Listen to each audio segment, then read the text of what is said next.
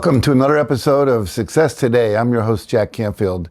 And my next guest is Gwen Medved. She is a person working in the world of producing documentaries. We're going to talk about the Abundance Studio, which she works with, and some of her past that's led her to this, and how she's really helping people do good things by getting their stories out into the world. Welcome to the show, Gwen. Thank you. And I should mention too that you are an author, multi-books, a couple with me, we've co-authored, and also you are a graduate of my training program where we talk about how to teach people about success.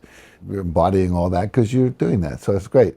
So let's start by going back a little bit. Tell people a little bit about where you are coming from, some of your maybe history that led you up to the present moment, and then I'll ask you a question about like what made you shift in, but let's start with some background. I went into a master's program for counseling, psychology, and human services, and they've changed the title of that, but back then that's what it was called, and I was really on a social work track. You know, as life will have it, things changed for me. I became married, I had a child, I moved to a smaller town, and I ended up being really, really family focused, and most of my work was involved in supporting a growing business that my husband was involved in and really just anchoring my family. With that said, as the kids got older, there was an opportunity to grow and evolve, and I became involved in coaching and consulting, and I have always been very, very dedicated in the pursuit of empowering people, but really being the mother of 3 daughters in empowering women today. So having the daughters was part of what led you to focusing on women, or just huge? You are one? Well, probably both, coupled with the fact that when I was younger, I was raised by a single father. I have a good relationship with my mother now today, but growing up, I was raised by a man. I had 2 brothers, and I grew up in Alaska. And I was 5 when I stopped living with my mother. And so for me, one of the things that really, really put me in a very strong focus of what success meant for me and what my goals were for my own life was being able to be present and involved and engaged in raising my own family. When I ended up with 3 daughters, the first one who's here right now, I really was like, it's a girl? You know, how is that possible? Because I was so comfortable with men, having brothers and being raised by a man. Being an empty nester today and having 3 daughters that I raised and moved out of the house, I have a space and an opportunity in my life today to show up in energy and in time that I have available because I'm not hands-on raising them in that way. For me, the decision to get involved with Abundance Studios, an organization that works in a collaborative manner with a beautiful sense of community, with a mission and a purpose to serve by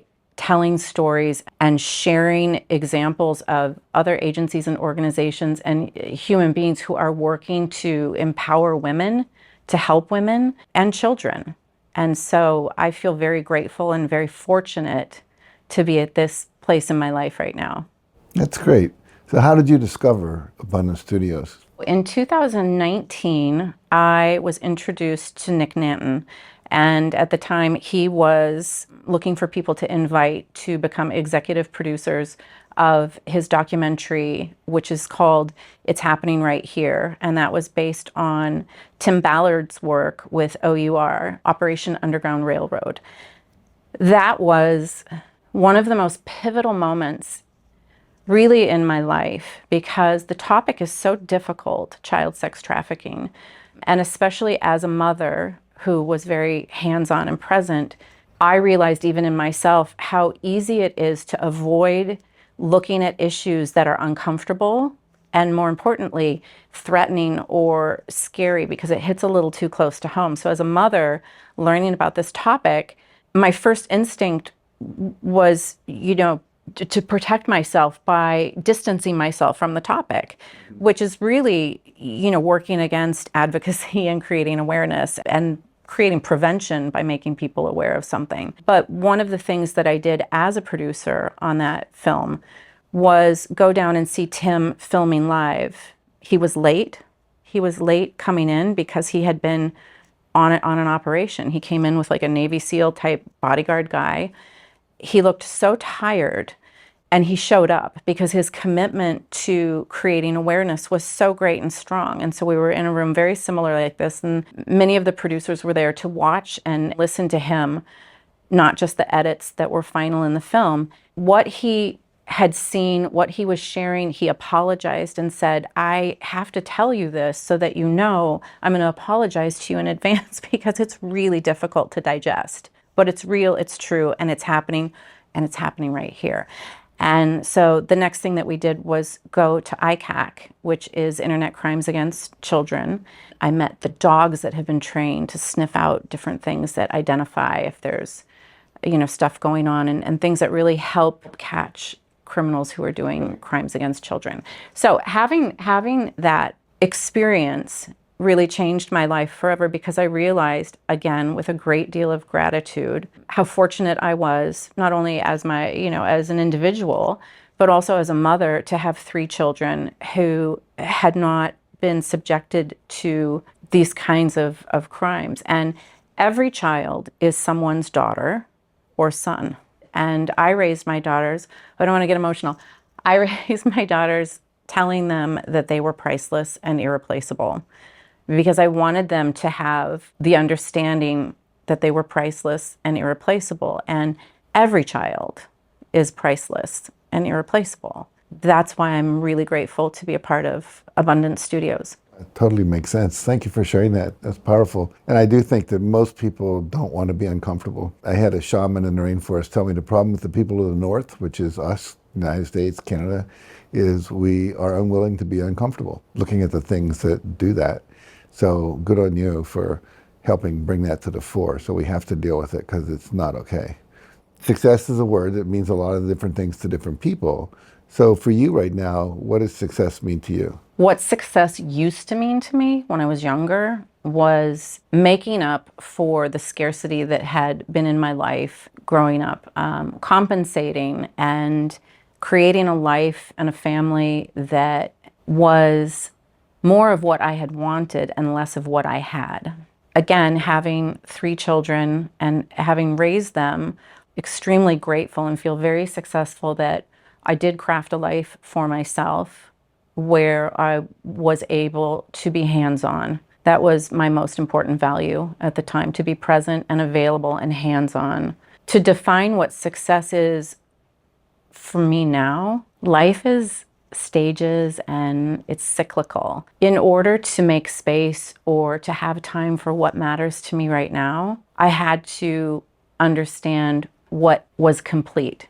And so a lot of people have a difficult time becoming empty nesters, or some people retire, or there are these different parts in your life where you let go of what has been. To do that graciously and to be able to truly let go and start in a new beginning in life is to have gratitude and to really accept the truth of what you've done to that point. And so for me to say, this is what was important to me, this is what I did, I succeeded, it's not just check the box, but it's like, okay, now here I am, my space, my time, I have the ability to focus on working in collaboration, working in community, working with agencies and institutions and organizations like Abundance Studio, like the Canfield Group. Your consistency and your participation with all of the people that you've mentored, all of the people that have learned from you, is something that I look at with such great admiration, because you are working in community. You are able to show up without the burden of everything being on your shoulder, and yet